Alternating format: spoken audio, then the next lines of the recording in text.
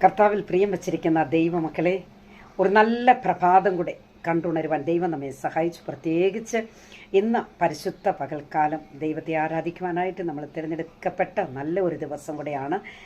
ദൈവമായ കർത്താവ് നമ്മുടെ ജീവിതത്തിൽ ദൈവം ചെയ്തിരിക്കുന്ന സകല നന്മകളെയും ഓർത്ത് നമുക്ക് ദൈവത്തെ സ്തുതിക്കുവാൻ, ദൈവത്തിന് നന്ദി പറയുവാൻ, ദൈവത്തെ നമുക്ക് സാക്ഷീകരിക്കുവാനൊക്കെയുള്ള ഒരു നല്ല ദിവസമാണ്. ആരും അത് നഷ്ടമാക്കരുത്. എല്ലാവരും കർത്താവിനെ ആരാധിക്കുവാനായിട്ട് നമ്മൾ കടന്നു പോകണം.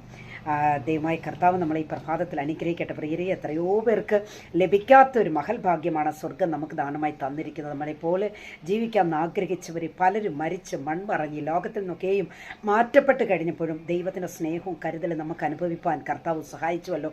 സങ്കീർത്തനം 103 ഇങ്ങനെ പറയുന്നു: എൻ മനമേ യഹോവയെ വാഴ്ത്തുക, എൻ്റെ സർവ്വ അന്തരംഗമേ അവൻ്റെ വിശുദ്ധനാമത്തെ വാഴ്ത്തുക. എൻ മനമേ യഹോവയെ വാഴ്ത്തുക, അവൻ്റെ ഉപകാരങ്ങളൊന്നും മറക്കരുത്. കർത്താവ് ചെയ്തിരിക്കുന്ന ചെറുതും വലുതുമായ സകല ഉപകാരങ്ങളെയും സകല നന്മകളെയും ഓർത്ത് ഇന്ന് ഈ പ്രഭാതത്തിൽ നമുക്ക് ദൈവത്തെ സ്തുതിക്കാം. കർത്താവ് ഈ പ്രഭാതത്തിൽ എല്ലാവരെയും അനുഗ്രഹിച്ച് മാനിക്കുമാറാകട്ടെ. God bless you all.